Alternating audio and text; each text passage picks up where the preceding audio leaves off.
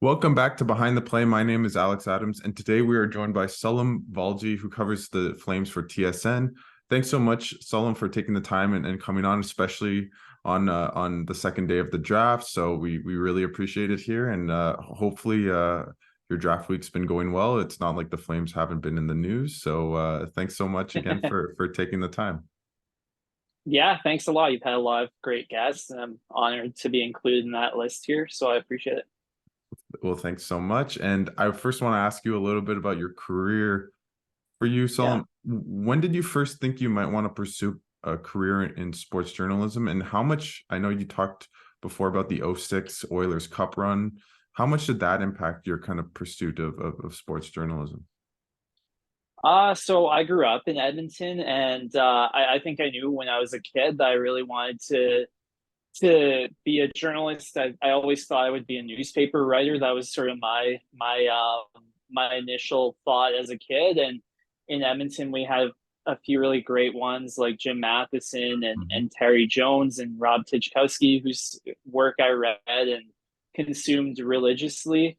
And then as I got older, your reality sets in a little bit, and you're kind of wondering how to pursue that. And being in a family where there are a lot of doctors, I don't think they were too enthusiastic about my career plans. And initially, so when I was 18, I really wanted to do sports journalism, but you're also very, very realistic and maybe maybe a little bit pessimistic. So I was going to become a high school teacher. I was studying to at MacEwan College, University in Edmonton, to teach high school social studies, and I was sort of freelancing on the side for the hockey writers and a couple of other places, and I sort of did both at the same time. And then I was there's like a World Junior camp in Edmonton in 2011, and I met Mike Babcock there, and Wow. he basically gave me a pep talk. If Wow. you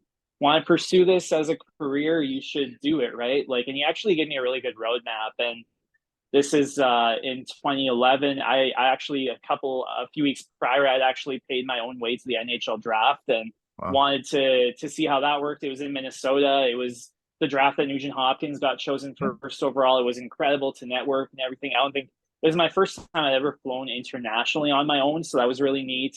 So that draft experience, and I was 18. I might have been 18 at the time. So Wow. that draft experience, plus a couple months later meeting Mike Babcock and him being really gracious and generous with his time, that really kind of set forth the path of mine that I probably should pursue this because I'm passionate about it, and I will probably regret not giving it an honest shot. And you know what? The '06 run was really cool just because you saw like Pisani's goal for me is the Yeah. highlight of that, shorthanded in overtime, and Bob Cole with the call there. But that was a really kind of interesting moment and one I'll never forget. And it kind of showed how sports can bring a lot of different people together. But and the new coach of the Columbus Blue Jackets, I know he's polarizing, and I understand that. But for me, I probably wouldn't be here today with you, Alex, if not for him taking the time and talking to me as a kid back in 2011. So that plus the draft kind of set me on my way. And then um, I continued. I was like already enrolled for the next year at MacEwan studying education, so I did that, and then um, for a couple of different reasons, I was like, I have to get out of Alberta, and the following summer, I did a 3 month exchange in Quebec and lived in Montreal, which was incredible. And I'd always wanted to live abroad, so I ended up teaching English and having a journalism internship in Paris for a few months, which was pretty interesting and memorable. And at the time, I didn't have a degree, so I applied to Concordia University in Montreal and got in. And in 2014, I started there, and that's a phenomenal place to study and be a young journalist. And graduated in 2017, and that was where my career started. So I kind of pestered TSN Hmm. into giving me like a freelance stats role right out of school, and that was a lot of fun. And I contributed to the New York Times and ESPN and Montreal Gazette. I lived that kind of contract freelance life and worked in PR a lot of the time to pay the bills. And then when this job came up in 2020, TSN reached out and basically asked me if I wanted to be interviewed for it. And I was initially shocked that they thought of me, but after that wore off, I interviewed, and here we are 3 years later. So I want to go just back a little bit to Mike Babcock because I think that's so fascinating. How did you meet him? And maybe you said a roadmap of kind of to for your career. Maybe explain what he told you. Yeah, so Alex, I met him at there's a World Junior Development Camp in Edmonton. It was on my birthday too, actually. I think that Oh was my wow. 19th birthday. So it was memorable for a few different reasons. And so it would have been at like the old Rexall place, and I just like went up to him. I think he was coaching Detroit at the time, and just said a quick hello, and we ended up talking for like 20 minutes. And Wow. he said, if this is something you really want to do, then you should maybe not study education. Like you should devote yourself to this, and you're young, and you should kind of this is your dream, so go for it. And the practical stuff he told me was just to get a way in any way possible. And so for me, that he said, like, even if it's being the school mascot at your university, like get a foot in the door, try to be a broadcaster at McEwen, make sure that you're just getting a foot in the door, like get any way in, and then sort of work your way up. And it'll take time, but just get any way in, whether it's not something you maybe see yourself doing. Just make sure that you kind of you're in the arena, or you reach out to your school and ask if you can help out in any way. And I did that, and McEwen really was a great place to work for a couple of years. I got to broadcast, and I got to be a mascot and PA announcer. I had two really great bosses there. But yeah, it was Mike Babcock, and he kind of ignited something between my ears, and I'll always be grateful to him for that. That's incredible. What a cool story. And with that, you mentioned just writing your wrote for the New York Times, obviously now at TSN, but I want to ask you a little bit about your writing process. Like how do you approach it? I know you've talked about how kind of meticulous you are, but just maybe give us a little bit of an insight on how you write in general. That's a good question. I think before, like, it was a lot more instinctual, where it just kind of flowed out, and then you just kind of write, and then do your grammar checks and everything at the end. That was how I approached it for a long time. And then in university, I kind of learned about structure, and like now I have a lot of like story maps where you're sort of, I think stories are either circles or they're lines. So Mm. they either lead you back to the same place that you started, or they lead you in a completely different direction. So my first question is, if I'm doing a story, is this sort of a full circle type story, or am I going to start in one place and end in a completely different place?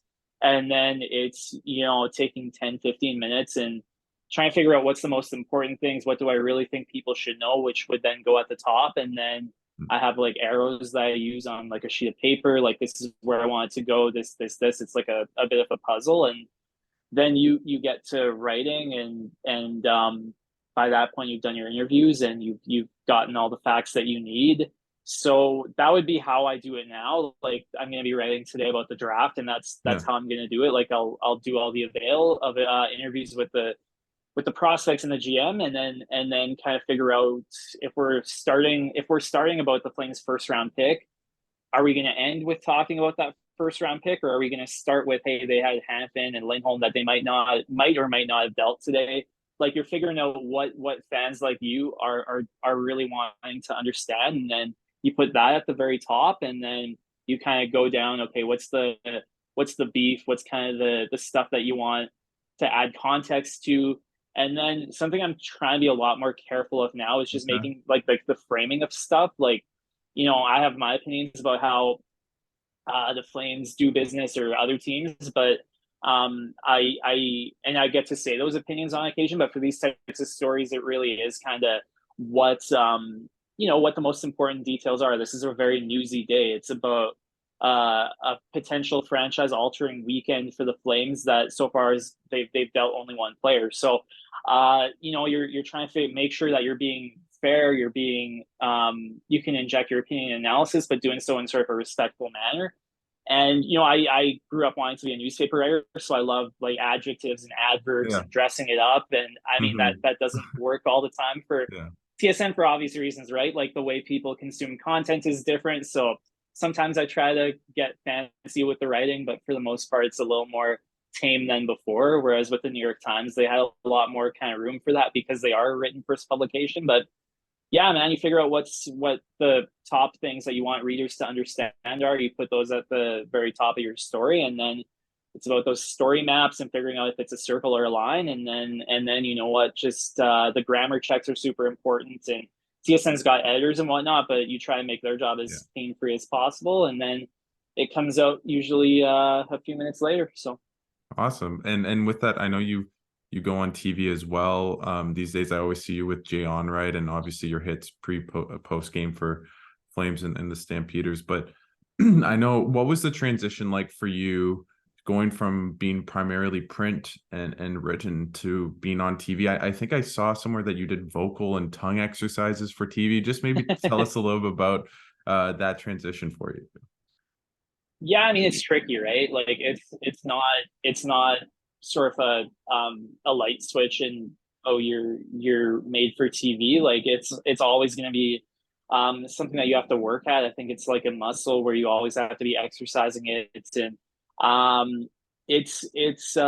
different for sure. Like live TV is obviously, you're doing your job in front of 100, 200 plus thousand people in the moment, and that can be intimidating. And I think it was for me. So I got this job in November 2020. So back then, and for probably my first year, I was really focused on memorizing my scripts, and probably doing so to a really unhealthy degree, where you have your scripts that you're going to say on TV, and I was memorizing even my inflection points, like what words I would emphasize and when. And I think the drawback to that is to viewers like you, Alex, that maybe just doesn't look natural. I think at times I looked a little bit stiff, and you're like, instead of telling a story, you're trying to mine your brain for, what word do I have to emphasize? And it just, it was like not a great approach. There was a lot of hard work there, but it just, for TV, I mean, I think people just want to trust what you're saying. They maybe want to be entertained a little bit. They want to feel comfortable. It's maybe not like telling a story at a bar, but it's kind of in that ballpark, I think. So that was my initial approach. And then now it's a lot more kind of, okay, here are the facts, and how do I present them? It's just about having a conversation. Maybe it's at a higher level and cadence than what we're talking about right now, but it's a lot less memorization for me now. It's a lot more laid back. It's a lot more like it's just a lot, not fun, but like you're not memorizing. You feel more comfortable at this point. You feel like you've got a PhD level education on the Flames and the organization, so it's not like you're trying to talk about something you don't know about. So it took time to get there, and I think for me it always will be something I work on consciously, like the tongue exercises and enunciating and making sure your words are coming out crisp and clean. But ultimately, I think it's about being natural, being yourself, being, unapologetically yourself, as like Matthew Shinetti tells me often. And at times, I think before, when I started my career, it was here at TSN, it was a lot more either trying to be the ultimate, most perfect version of myself, and no ums or ahs or anything like that, or I was trying to be someone else, because we all have that version of what a broadcaster should look and sound like. I think that's a little bit antiquated. So I think now I'm in a lot better sort of a process phase than I was when I got here, but it's always going to be something you have to work on, right? So it's fun, but it's definitely, it takes work, it takes practice, and it takes, honestly looking at yourself, or having colleagues honestly assess you and be like, but it's been good so far. And it's only going to get better. And honestly, people like Jay have been so great, because they'll, like he's been awesome to work with, and even James Duffy, like there's a lot of good people at TSN that helped me out. So. No, that's interesting, because I know when I had Matthew on a couple months ago, he talked about that transition from print to being on TV, and he obviously had a big kind of screw up at the time, and I think that actually kind of helped him. But it's interesting when you don't think about going into TV, and you're a writer going into then doing so many TV hits. So I think that's interesting that you guys had a kind of similar way of approaching it. And I want to ask you, go a little bit back, because you mentioned how today on the draft you're going to be talking to the draftees for the Flames. I know you tweeted about how you've talked to Craig Conroy a couple times. For you, how do you develop those relationships with players and the organization, but also adhere to somewhat of a journalistic standard, and kind of not falling into that access journalism, to be fair and to kind of give a fair assessment of what's going on and the players themselves? It's a tricky line, right? Alex, especially coming off a season where nothing really went the Flames' way. The players were unhappy, the coach was unhappy, the manager left. Like, there's a lot, right? So there's a good test there. I think you have to really be like, yeah, like TSN has analysts like Craig Button and Jamie McLennan and Frankie Corrado for a reason, because those guys have been in the game a really long time, and those guys are sort of, they can give their opinions in a way that is really different. So you sort of leave that to them. Like, I know I was on SportsCenter yesterday, the day before, about the Toffoli trade. I was a little bit surprised that the producers called me up about that, but they're like, "Hey, you sound passionate, so you want to come on?" But I think, like, you have to tweet, or you have to do it in sort of a diplomatic way. Like, I used to be, when I was in my earlier 20s, like a lot more combative and a lot more hot headed. So, I mean, I'm very thankful I didn't get my job here back then, but it's about being fair and being, really fact driven with your analysis and your opinions. And it's, I think, for, like, the players read everything. They understand everything that's being said about you. I've had guys playfully chirp me about questions I asked Daryl during pressers. Like, so I think in this case, it's about kind of making sure your opinions are backed up by solid facts that are not cherry picked. Like, they're just, here's what I think and here's why I think it. And then it's about showing up the next day. Like, if you write something or tweet something critical, it's about having a face-to-face conversation with those people and making sure that if they have something they want to air or get off their chest, that they can do so. And I've had conversations like that, and they've all been really respectful, and it's sort of no hard feelings type of thing. And I think the Flames do a good job of recognizing that media plays a big role in how their team is perceived, and how they, potential, more publicity for the organization means more ticket sales, more revenue. And you'd be surprised how a lot of teams just don't see it that way. So the Flames are a good organization in that regard. So yeah, you combine all of that, making sure that you're showing up to the rink if you've written or said something that maybe someone doesn't like, and then just maintaining sort of an open and honest conversation about, hey, if I were to call up the GM and say, off the record, like, can you tell me XYZ, and respecting that confidentiality. If I have a scoop or something that could be controversial, just, making sure I'm pursuing it with my editors at TSN. I've got a good team behind me, and making sure that we're going about it the responsible way. But yeah, I think we all kind of know that we need one another in this field, and the Flames are generally a pretty good organization to deal with. It's just making sure that you're doing your job respectfully and not getting too emotional when you are giving your opinion, and showing up the next day, and making sure that you're respecting confidentiality and things like that, or off the record conversations. And before we go to the Flames themselves, like, I want to ask you a little bit about being someone of obviously of color in a game of hockey, that there isn't a lot of diversity, although it is growing, of course, especially in the Calgary market as well, with Julian McKenzie and others. But and I also know you broke the story of the creation of the Hockey Diversity Alliance. So maybe just talk about where you maybe see diversity in hockey media and hockey itself, and what kind of, where you see it at the current state, and maybe what optimism or pessimism you have going forward. Yeah, I mean, Julian, it's been awesome to have him here. I went to school with him, and he's one of my best friends. So it's been great to have him. In terms of diversity, I think it's getting better. I think you see people, not necessarily accredited journalists, but really important people in the hockey media ecosystem, like Avery Lewis McDougall, or Tic Tac Omar, or like Samantha, who hosts the broadcast, I think, or there's a many other names I could say. Like Chanel from Seattle at like the Seattle Kraken, or she wants to work for the Seattle Kraken. Like, there are a lot of important voices in this sport that maybe aren't voting for the NHL awards or on TV, but are hugely critical in this landscape. And I think that's growing. Like, even here in Calgary, like, one of the, I think Karim Kurji is his name. I forget the website off the top of my head, but he's done really good work, and he and I have DM'd. I think it's getting better. I think hockey needs that. I think the sport still has perceptions about who can play or who's welcome or Yeah. things like that. I think there's room to grow, but I'm generally pretty optimistic. I think even journalists are asking harder hitting questions about those challenges and issues than maybe they were a handful of years ago, which is good. I think the league is being held to account a lot more, but there's still room to grow. And I think the area for room to grow, Alex, is like the socioeconomic element. Like Yeah. it's tough to get these jobs. I worked full time in PR to fund my journalism habit.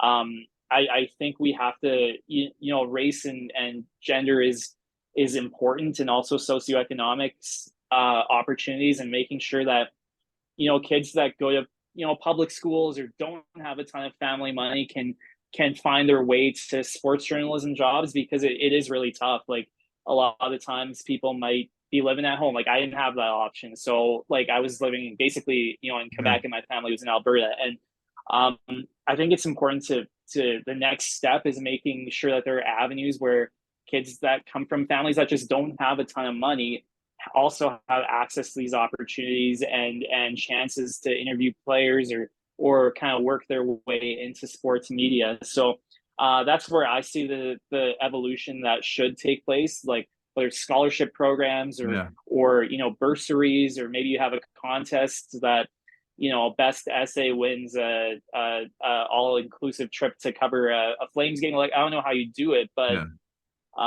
that's the next step for me. I'm generally optimistic about, like, I think the gender and race element has improved, but there's a lot of runway still we have to do. And that's, more listening sessions and making sure that, stories are being told, and making, being aware of kind of the DEI, diversity, equity, inclusion stats, and how those can be improved. But socioeconomically too, we have to make sure that there are avenues for people of all races that maybe just don't have the family money to get these jobs. And that's kind of the next step, I think. No, it's interesting because I know Julian I had him on the show, and he got a bursary or something. He won a scholarship. And I think he said that it really helped him kind of on his journey to Mm-hmm. where he is today at the Yeah. Athletic and SDPN and everything. So yeah, Mm-hmm. I completely agree. And as best as I can, I want to transition from that to the Flames. Yeah. And Yeah. obviously, I want to first talk about Toffoli, because that's the big name that just got traded, and you were surprised about him asking out. I know you wrote and tweeted about it, as well as the return that they got. Maybe tell us a little bit about what you make of the whole situation, and Toffoli wanting out, and the return the Flames got. Yeah. I mean, I've thought about that for the past couple of days. I think the Flames clearly had sort of, they have to get Lindholm. And then they'll kind of work their way down. Clearly Toffoli felt like he he was, he didn't like the pecking order. I think it's a tricky line, because if Lindholm to me is still up in the air as to whether he's going to Mhm. stay or not. I think Toffoli legitimately did want to stay here long term. I don't know if that would have resulted in a haircut on the overall contract, but to me, it seems like there's a little bit of a lapse in communication between the Flames and Toffoli, and there were hard feelings from Toffoli's end. So I look at that, and I know that he requested a deal, but I wonder if they clearly liked Yegor Sharangovich, but Sharangovich wasn't going to crack the top 6 or maybe even top 8 in New Jersey. So I wonder if you could have dealt for him in a separate deal and kind of Yeah. seen what else was out there for Toffoli, if that would have been an option. Like, I know Toffoli's not fast. He's 31. But he's got an extremely manageable cap hit. He's coming off a career season. I think he's closer to a first line player than a lot of other people do. And even if he is a second line player, Alex, like, he kills penalties. He's on the power play. He's a weapon. He's got Stanley Cup pedigree. He's looked at as like captain material by a lot of people in the league. So I was a little bit surprised, but again, you look at last night in the NHL draft, and we thought, I'm sure, that there was going to be a lot more Yeah. action, and There there was literally nothing. wasn't. Yeah. So I wonder if they could have gotten more than sort of a gamble in Sharangovich and a third round pick. But beyond that, I mean, there were a lot of challenges here this season, Alex. Like, I think Daryl really did impact up to down how things functioned at the Saddle Dome. He was sort of a micromanager here. I think he really had a lot bigger impact than a lot of people realize. And they've turned over a fresh leaf. I think they have to figure out some dressing room chemistry and how they get that back on track. But it's you could write a book about what's gone on here recently, and I think now the question is Lindholm, and do you pay him upwards of 70 million? Like how does that work? He's your number one center that you've coveted for a long time, but there's so many moving balls, and it's going to be it's still unclear to me whether they're going to be at the same level next season or whether they're going to take a step back. I think if they deal Hanifin, that would probably tell us more than anything. But Okay. but Craig Conroy's in a tough spot too, where he's inherited a really there are probably few more challenging Yeah. situations for a first time GM, right? So you feel for him too. So Yeah, and with Backlund reportedly, I don't know if he's technically asked out, but he seems to be probably on the move. I know you tweeted about Dan Vladar, like mhm. what, and there hasn't really, other than Toffoli, there hasn't been anything that seems to be on the precipice for the Flames. So what do you think happens? Do you think they trade all these players that seemingly want to be out with a year left on their contract? Kind of what do you think happens going forward? And yeah. I mean, I think they, in hindsight, I wonder if they think they should have given Lindholm a deadline. I wonder if that was something that maybe has prevented all of this from happening because Yeah. he's been so on the fence. I know Hanifin really likes Calgary as a city. I think there was more animosity between Toffoli and the organization, but I've talked to Hanifin a lot, and he's told me a lot that he really enjoys Calgary. It's just he kind of wants to be closer to home after this deal expires. With Vladar, I mean I was thinking they would flip him today actually for a pick, but that hasn't happened as far as I know. I think there's a good chance that they go into training camp with these questions. I think there's a good chance that, Wow. Craig Conroy, because free agency tends to, there's already a lack of money in the system right now, and then free agency tends to mean that there's less cap space around the league. I kind of wonder if they go into training camp with Hanifin and Lindholm in the final years of their deal, and then they try and figure out sort of a timeline to move them during the season. Of course, the results might dictate a lot of that too. Vladar is obviously the easier deal to move. 2.2 million is a lot easier to shed than the other players. But these deals were tough to make, and I even said in an Instagram story a couple of weeks ago, I figured they'd make one deal, but Craig Conroy's a first time GM. These are complicated deals to execute, and there's not a ton of money in the system. So um, to me, that you add all of that up, and I think there's a decent chance they go into training camp. And we have to ask the players about their futures, like we did with Gaudreau last season. But I think because free agency is coming up, and there's a chance with the lack of high quality players on the market that they get a deal done. But I think at the very least, at least one of Hanifin or Lindholm will come to training camp on that 1 year Okay. left situation, and there's a decent chance that both of them are because who's making trades right now? I mean, we've clearly Nobody. seen, Yeah. yeah. So Yeah. With that, how much do you think of the players seemingly wanting to? I mean, they're not directly asking for trades in some cases, but basically saying like what Kachuk said is, "I'm gone in a year." How mhm. much of a windfall is all of this summer? Do you think from what happened last summer with Kachuk and Goudreau leaving the organization? Uh, I know last season's team was really, really tight, extremely close off the ice. Um, excuse me, they spent a lot of time away from the rink with each other. This year's team was not. I I think for different reasons. Like you look at Backlund, Alex, and 34 wants to win a Stanley Cup. He's in a pretty different spot than Kachuk, who at one, I think Kachuk told Spit and Chicklets that he wanted to sign a longer term deal, but Treliving basically told him about the bridge deal. That was the route they were going to take. I think a lot of these players like Calgary as a city, and I don't think they mind playing in the dome. I think the negativity around the organization and around the team this season, emanating from the head coach, was a huge challenge. a guy jokingly told me that this season took 5 decades off of his life. Holy, So holy, that wow. kind of tells you a little bit, right? Yeah. So I think the negativity like was a big factor. Backlund, I think, had a tough relationship with Daryl. I think other players were in a similar boat.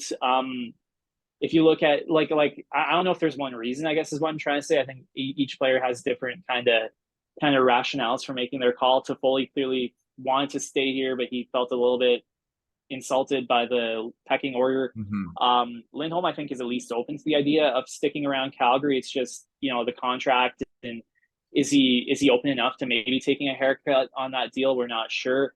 I know Hanifin really liked Calgary, but he wanted to get closer to his family. Gaudreau, I think, really, really liked Calgary and would have been really content staying here. So they're different reasons, but I think they do have to do sort of a deep dive into what they can do better. And I'm talking about, the Saladome is what it is, and you're not going to be there forever, but they do probably they should probably look into certain renovations or making things better for players that come there every day, and that involves spending money. But like Mackenzie Weegar said at the year-end presser, like he, like this maybe isn't quite the major league facility a lot of players are used Yeah. to. So even though you're only there for another handful of years potentially, like does What's the it owner have to done? invest more in that facility? Do they have to include more player amenities and how they treat players and their families? Like do they have to do more team building retreats in Banff? Like I don't know, right? But Yeah. I think that's where they kind of have to do an honest deep dive into how they can improve the culture and experience of being a Calgary Flame. But I think that there are enough kind of different nuances with each player wanting out that there's not one universal thing. And you got to remember too, Alex, like Jacob Markstrom, Chris Tanev, Blake Coleman, like Erica Branson. I think like those guys have generally did enjoy their time here with the organization. So it's not fully universal, but the organization does have to ask itself some questions, and do they have to invest more in the dome or kind of team building, culture building type stuff. What do you make of the new duo? You mentioned Conroy, sorry, of just the decisions he has to make this summer, but also they have a new coach, Ryan Huska. Like, what do you make of the new coach? What do you think he might bring? And maybe same with Conroy. We've seen a little bit of his work so far, but just what do you make of those two at the helm compared to Brad Treliving and Daryl Sutter? I think it's a fresh start. Trilliving was great to deal with by and large. Even Sutter, I had good interactions with him off camera, but clearly it was like they had to get rid of him. I think given where the organization is, I understand fans maybe wanting an outside hire, but I think they did a good job in keeping two people that really are loyal to the organization, in Conroy and Huska. I'm willing to bet that Huska, if he didn't get this job, would have been a really hot candidate next summer for the next coaching cycle. With Conroy, I mean, I'm curious how he'll put his stamp on things differently than Trilliving. The thing is, I think at times Calgary's ownership has been really tough to manage for Yeah. managers, and Conroy having played here and gone up through the management ranks here, I think it's important that the players had a really relatable voice to deal with him, and that he's a really extroverted and sort of bubbly and energetic guy, and I think that can really be a good asset for potential free agents or someone that is thinking of signing here. And I think Craig Conroy's paid his dues. He's literally traveled the world scouting for this Yeah. organization, and I think he'll be a really, really good GM here. He's learning on the fly right now, type of thing. And with Huska, on the ice, I think he'll be a lot more offense focused. He's a really good tactician. I think players in the room really liked and respected him, and a lot of them were happy to see him get this job. And then as a communicator, I think Huska is really, fans are going to learn a lot more about the team. They're going to, maybe it makes less Sports Center top 10 reels for us, which is Yeah. maybe a little downside, but like Huska's answers are honest and insightful. And he I think is someone that prefers to pump up his players as opposed to tear them down. And I think tactically they're going to look really different next season, and in press conferences and how fans learn about the team, it'll be really, really different as well. And I think both will be really big improvements. And I'd be remiss if I didn't ask a little bit about the draft and in terms of who they picked. Obviously, yesterday they picked Samuel Honsick of the Vancouver Giants. And today they picked Etienne Morin in the second round, as well as a bunch of other players. Maybe just talk about how you think the Flames did in the draft, and just maybe how you see those players maybe going forward, at least at the top of the draft. Yeah, for sure. I mean, Hanzig, I don't think we're going to see him, in a Flames uniform or anything anytime soon. But a big, powerful winger that's speedy, like that seems like it tracks well. And you're kind of projecting a couple of years down the line. Maybe he's paired with Peltier, or you've got a stable of some young, interesting forwards and Coronado and Zeri. So Hanzig could be interesting. The fact that he's got size too is really, really intriguing. And unfortunately, Vancouver, I don't think the Vancouver Giants come to Calgary this season, so it would have been great to see him in person. But thinking about it a couple of years down the line, I don't think it doesn't sound like he's got high end skill, but if he can be a middle six, potentially second line winger, that could bode really well. And I think they are missing sort of that elite skill in their pipeline, but you tend not to get that unless you're drafting really high or you get a good grow in the middle rounds. But the kid, and I forgot his name, but he led the BCHL rookies in goals, assists, and points. He's from Russia, but that's a really intriguing pick to me. I forgot his name, but he's committed to UMass, and that seems like a really, really interesting bet for them in the middle of the draft. And they don't need him to be ready for a couple of years, but that is a really intriguing pick to me. But it's good that they kept their picks. They added the one from New Jersey, and now it's about replenishing a prospect cupboard that I think at times was kind of rated for win now type of solutions. And the fact that they got Hanzig, who's really highly rated, and I think I saw someone had him in 10 as their pick. The kid from Winnipeg, that Winnipeg drafted the Scholastic Player of the Year, that would have been really intriguing too. But I think the Flames have done decently. They haven't traded their picks, and they've replenished a prospect pipeline that had taken a few hits recently. So with that, obviously, I know for next year, a lot of Flames fans are interested in Dustin Wolf. Obviously, been amazing in the AHL. Do you think you mentioned Vladar maybe being out? Do you think Dustin Wolf will be a full-time NHLer, or how likely is it that he's at least part of a tandem or the backup next year for the Flames? I think it's more likely than not with the Wranglers over here. It does leave open the possibility they have him in the A and then they shuttle him back and forth between games. Like, I don't know if I think he's done so much at that level that you have to give him that backup role. I think the Flames have taken some hits for how they've developed prospects in recent years, and we can point to various sound clips from Sutter recently. But so you have to show your young players that if they perform in the American League, there's a route for them to get to the NHL. And what's the guy got left to prove down there? I don't know. Goalie of the year, MVP. Like, what more are you asking of him? So I think he's earned it, and I think the Flames have some perception challenges they're working to overcome with how young players are developed and given opportunities. And this is sort of the first test for me on that one. Like, such a good goalie prospect, and you have to figure out a way to get him onto the roster. Maybe it's carrying 3 goalies initially while you work on a solution, but I think you have to show Wolf that he's earned NHL minutes and meaningful minutes for a full season. Before I let you go, just what do you think a good season would be for the Flames? Obviously, there's a lot going on, so we don't know the specifics, but what do you think if you're Craig Conroy and you can look back at, like, right now in 2024 at the end of the season, what would it be? Would it be squeaking into the playoffs? Would it be maybe being competitive? Like, what would be a successful season for the Flames next year? I think it's getting back to the playoffs no matter how you do it. And I think right now that's a really big question because we don't know what the composition of the team looks like, but it's getting back in, whether it's 8 or 1, however it is, a wild card spot or leading the Pacific, it's getting back in.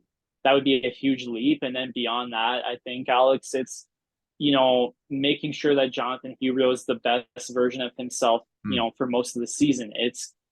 It's making sure that Jacob Peltier develops and gets meaningful minutes. It's having a cohesive off-ice vibe to the organization and to the team. It's making sure Nazem Kadri is a really, really impactful center that is fully competitive from game 1 to game 82.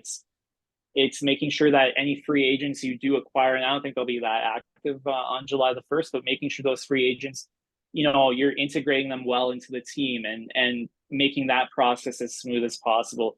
It's frankly, it's engaging your fan base that's maybe fallen off a little bit. It's creating memorable moments at the Saddle Dome, and the on ice success is one thing, and if they do make the playoffs, I'll be pleasantly surprised. And I think that really will constitute a solid season.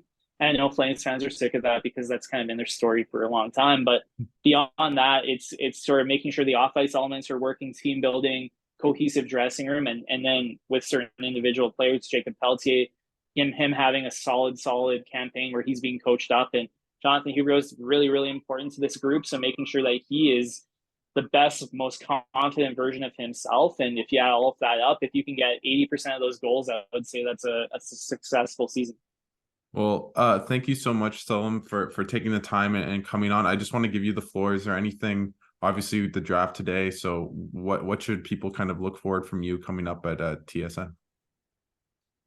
I mean, I've got an article I got to write today. And then just, I mean, maybe some more creative things I'm working on. And Stampeders stuff. Mm-hmm.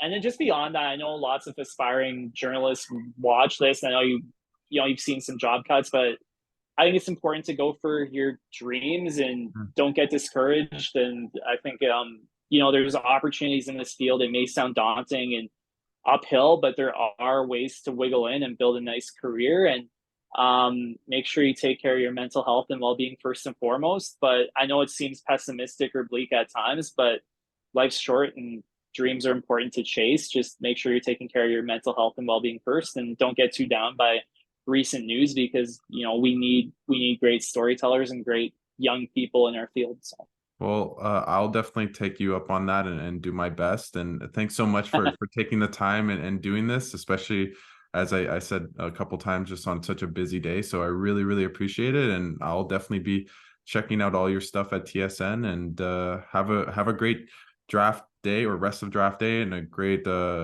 summer. And July 1st is only a couple days away. So thanks so much for doing this. And yeah, thanks so much. yeah, talk to you soon. Thanks a lot for having me.